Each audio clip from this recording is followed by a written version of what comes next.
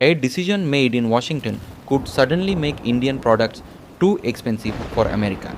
One tariff, one policy move, and billions of dollars in exports could come under pressure. But here's the real shock. This is happening while India and the US are still negotiating a historic trade deal. So, is this a trade warning or a geopolitical weapon? A sudden regulatory decision made thousands of kilometers away in Washington is about to drastically inflate the price of Indian products on global shelves. The United States Trade Representative has proposed an immediate 12.5% additional tariff on all imports from India, citing shortcomings in the country's efforts to curb goods produced with forced labor. The timing presents a severe geopolitical contradiction. The US is launching a devastating economic attack on India at the exact same moment the two nations are actively negotiating their largest bilateral trade deal in history. To understand the damage, we have to look at how a tariff functions as a border wall for pricing. We can track this by following a single batch of ready made garments. A standard shirt manufactured in a hub like Tirupur usually sells to an American buyer for $10. With the new border tax applied, that same shirt suddenly cost $11.25. American retailers operate on tight margins. Rather than absorb the extra $1.25, they simply shift their supply chain contracts to cheaper non-tariffed countries like Vietnam, leaving the Indian stock sitting unsold on the dock. A 12.5% levy exceeds what most factories can absorb. It creates a structural price gap that effectively blocks Indian goods from competing in the American market. The USTR placed India in the highest penalty tier because New Delhi lacks a standalone law prohibiting the import of goods made with forced labor in third countries, despite India's own constitutional protections against bonded labor.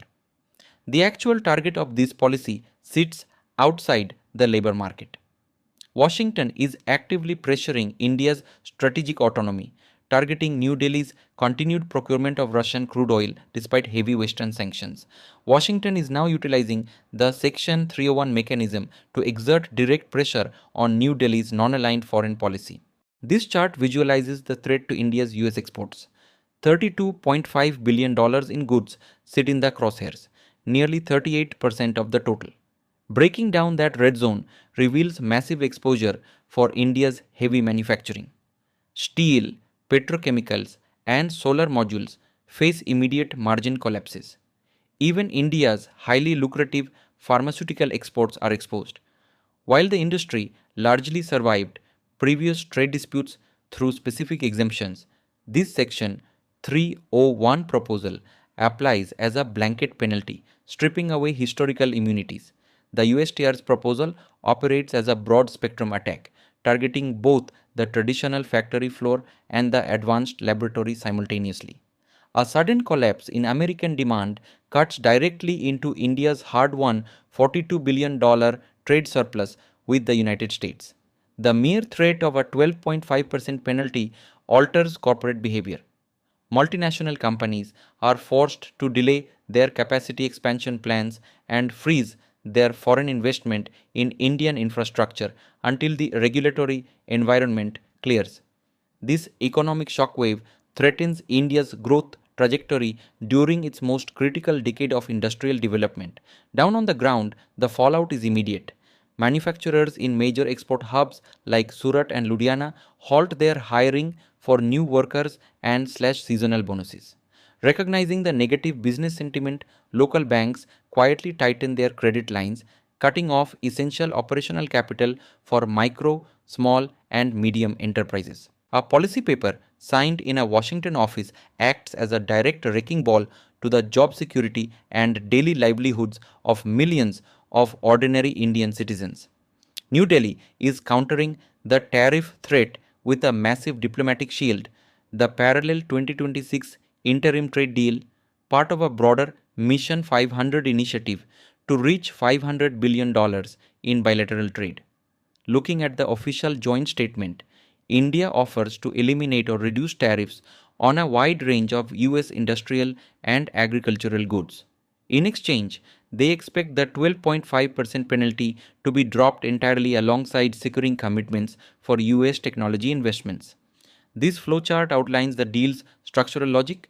Through an average 18.2% tariff cut and regulatory simplification, the model projects a net welfare gain of 4.8 lakh crore rupees annually, generating mutual economic value that vastly outcompetes the punitive tariffs. Indian negotiators are actively attempting to change the rules of the dispute. They are countering a blunt tariff weapon by offering an irresistible $500 billion market integration opportunity.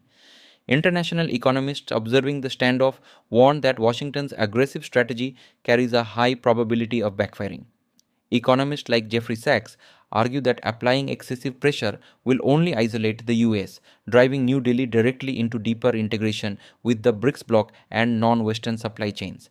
By attempting to squeeze its most vital Asian partner over a trade dispute, the US risks permanently fracturing the regional alliances it relies upon to project power. The standoff narrows to three immediate paths. The trade deal is signed and the tariffs vanish, the duties apply, but with massive industry loopholes, or the negotiations collapse entirely, sparking a reciprocal 50% penalty trade war. In the modern era of global statecraft, the economic tariff has transitioned into a primary weapon of geopolitical warfare. In an environment where a trusted economic partnership can devolve into a trade war overnight, India must decide whether to continue relying on Western integration or if it is time to build an impenetrable firewall around its own economy.